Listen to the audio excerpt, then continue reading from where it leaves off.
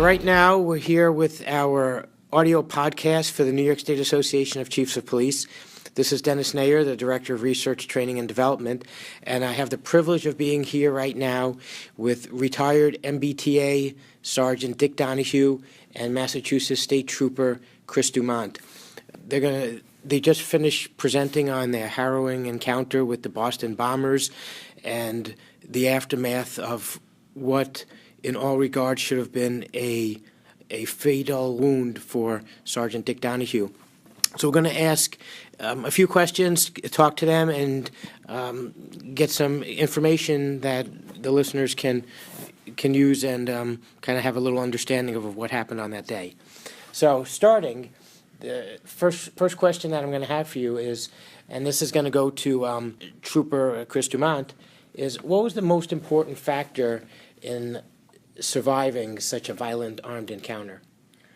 Well, I have to absolutely say it's the training. It's as I stated it during the conference here, I thought I went into autopilot. So you definitely go back to your training and all the experiences that you've had over the years as a law enforcement officer, also as a paramedic, and put it all together and make it work. So if you don't train, if you don't try to prepare for situations like this that may occur, you're going to be looking to come up with a response that you've never trained with before, and that's when you'll fail.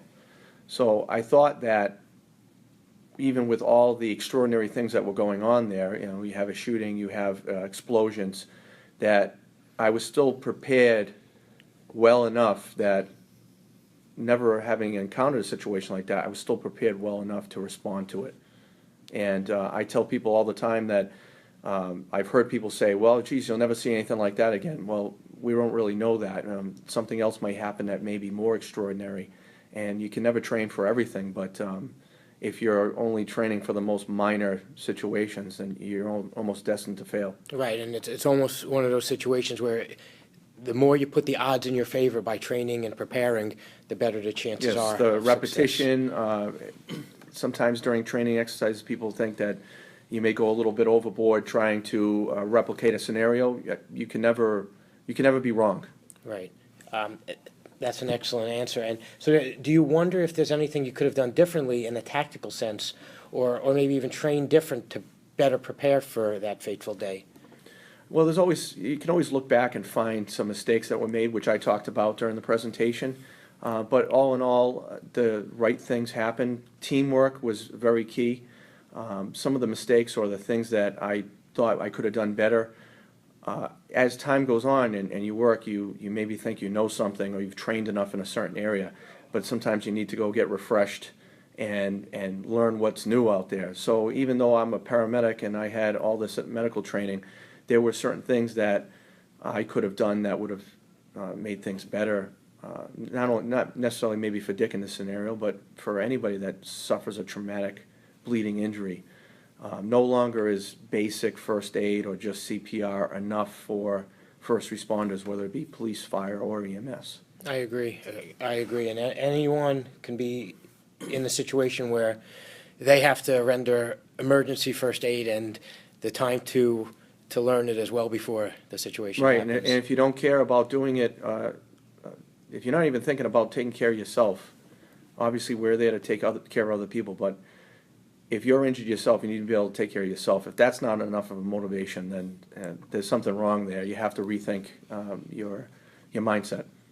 Couldn't agree more. Now, if we switch over and I go and ask retired Sergeant Dic Donohue questions, it's an extraordinary story and very powerful for all those who are listening.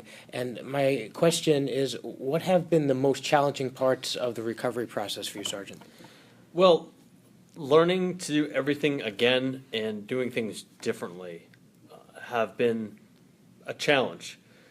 Having a job I loved, a career I loved, being able to serve the public, and then not being able to do that anymore and having to shift and retire and find another way to fill that public service void has been incredibly challenging. It took a while to exactly figure out what I wanted to do, where I could make a difference in my community, make a difference on policing after the fact. And everything in my entire life changed over. It was being very active, physically active, loving to run, and then having to fill the void there and say, if I can't do this, how can I stay physically active? And learning to just figure out what works and what's going to be the best for everybody involved, not just myself, but things I like to do and things that will make a positive impact on others. So essentially, you had the huge, monumentous challenge of not only physical recovering, but emotional recovery and really finding a new purpose. Exactly. It's been a lifestyle change for, and you heard in my presentation, not just for me, but my family, my friends, and my police department and police brothers. It's been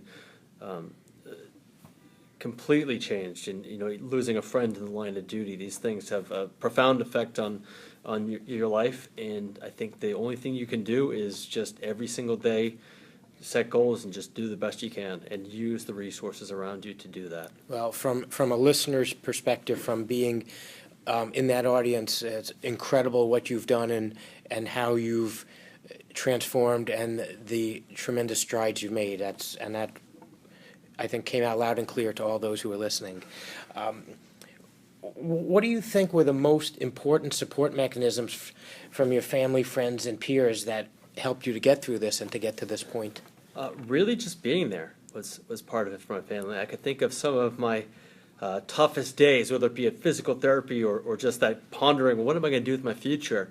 And having a tough day and then picking my son up from school, from preschool, and taking him out to play somewhere, going to Dave & Buster's and spending an incredible amount of money really quick, and just having somebody who doesn't care about the injury, in that case it's my kids because they don't really understand it, and having that support network and being able to enjoy time with them and experiences with them has probably been extremely important in physical, emotional, and just recovery and just life, and just learning to enjoy that and embrace the situation and the second chance I've been given.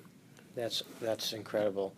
And if, for those who are listening to this podcast, if they want to hear the story that you recounted today for the State Chiefs Association, how can they go about finding out about both of you and maybe hearing this presentation for themselves?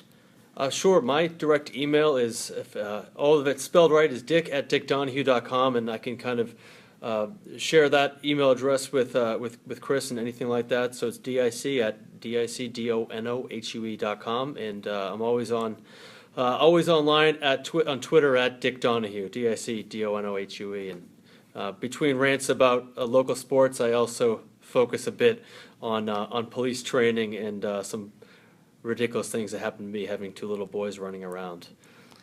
Well, that's excellent. I thank you tremendously for your time, for sharing your story. Completely applaud what you've done, and I think everyone who was part of today's presentation has definitely learned something. So again, thank you very much. Thank you. Thank you. Appreciate it.